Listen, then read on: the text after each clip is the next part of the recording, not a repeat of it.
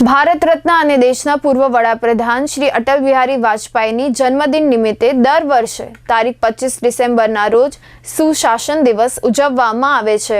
ગુજરાતમાં તત્કાલીન મુખ્યમંત્રી અને હાલના વડાપ્રધાન નરેન્દ્રભાઈ મોદીએ ગુજરાતની વિકાસ યાત્રાને વેગવંતી બનાવવામાં રાજ્યમાં સુશાસનિક માળખાનો મજબૂત પાયો નાખ્યો હતો।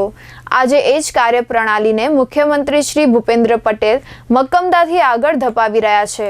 ગ્રામીણ વિસ્તારના નાગરિકોને લઘુત્તમ પ્રયત્નોથી સરકારની સેવા અને યોજનાકીય લાભો મહત્તમ રીતે મળી રહે એ જ સુશાસન છે।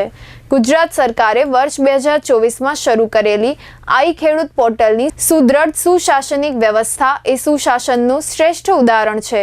ટેકનોલોજીના કાર્યક્ષમ ઉપયોગથી ખેડૂતોને સંપૂર્ણ પારદર્શિતા, સરળતા અને ઝડપથી વિવિધ કૃષિલક્ષી યોજનાઓનો લાભ મળી રહે તે માટે રાજ્ય સરકારે આઈ ખેડૂત પોર્ટલનો નવતર અભિગમ અપનાવ્યો હતો।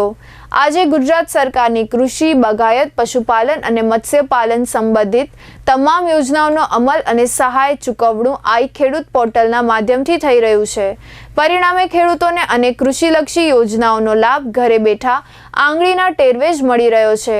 પોર્ટલ શરૂ થયું ત્યારથી અત્યાર સુધીમાં રાજ્યના 60.33 લાખથી વધુ ખેડૂતો દ્વારા વિવિધ યોજનાકીય લાભો મેળવવા માટે આઈ ખેડૂત પોર્ટલ પર કુલ 1.42 કરોડથી વધુ અરજીઓ કરવામાં આવી છે।